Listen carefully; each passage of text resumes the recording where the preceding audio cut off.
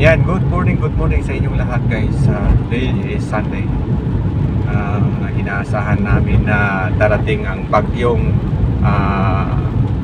Hillary. Tawag dito is Hurricane Hillary. Yan ang inabantayan ngayon ng mga news forecast. Kasi kahapon binabalita na lalakas daw ang hangin, ang ulan. So ngayon daw darating. So naramdaman na umaga pa lang. So hindi namin alam kung ano oras pa ang malakas na hangin. So ngayon umaga, ito ang update. Dito sa area ng Miramisa, ganito ang weather dito. Makulimlim, maulan. Hindi naman siya maulan na malakas. Parang ulan lang ng patak-patak. Pero medyo mabasa na ang kalye. Okay. So ngayon magta-travel tayo.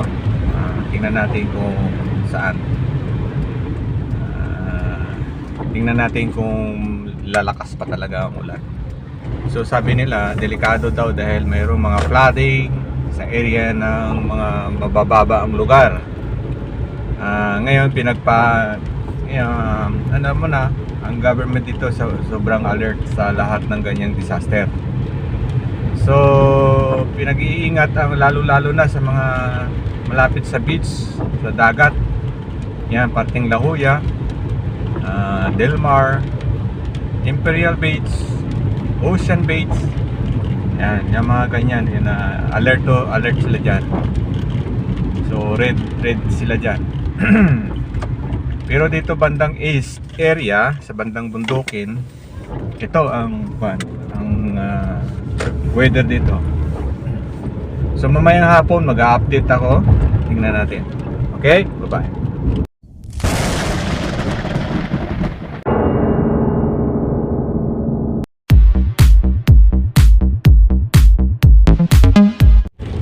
Ito na ang update. Alas 11 ng umaga. So tuloy-tuloy rin ang ulan. Ito yung effective ng Hurricane Hillary. Okay. Dito yan sa Miramisa, San Diego, California. Tuloy-tuloy ang ulan, madilim ang panahon. So kailangan be safe tayo.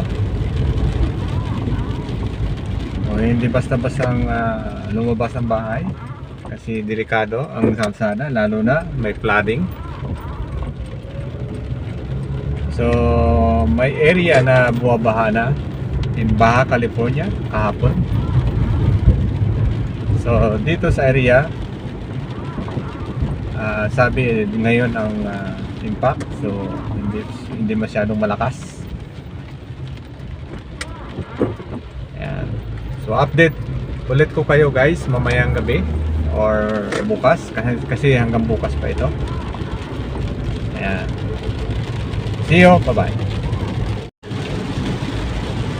Okay. Wala yung nanalo, parang si Drex Sticky yata at saka si Jagan, parang yung ano.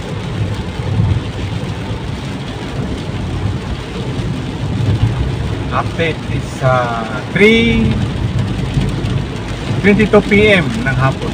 So ngayon ang sitwasyon sa San Diego. Malakas pa rin ang ulan. Nandito ako sa freeway, pauwi na sa bahay. So far wala pa namang flooding. So slow down lang tayo. Pero ang kalsada medyo malabo na tingnan. Malakas kasi ang ulan. Hindi masyadong malakas na malakas, pero very drivable pa naman. Okay. Hanggang bukas pa ito ang ulan. Yun ang sabi sa forecast. So tingnan natin ang update bukas. As of now, ngayong oras alas 3. Okay. So pakita ko sa inyo ang sitwasyon dito sa freeway.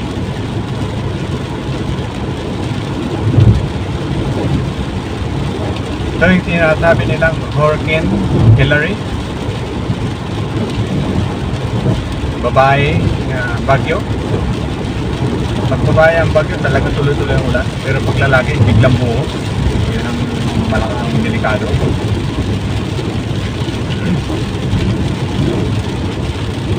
Dito kasi kinatatakutan dito yung landslide saka baha sa mga mabababang lugar tulad ng Baja California. Yan. Dito sa area namin sa Miramis sa San Diego, hindi masyadong bumabaha, pero mayroong area dito na nagpaplan doon sa baba papuntang La Jolla. Yan. Medyo mababa ang kalsada. Hindi makikita ang kalsada ngayon dahil sa lakas ng ulan. Walang hangin. Yan. Yan ang yung maganda dyan. Wala lang hangin. Ulan lang. So, that's good. Pag may hangin kasi, mas delikado. Yan ang problema dito pagka mahangin. Kasi lahat ng bahay dito lilipa rin talaga. So lahat ng mga tao rito ready sa lahat ng ano man na mangyari. Pagka ganito lang, ulan lang siya, wala. Medyo calm down ng mga tao, kaya that's good.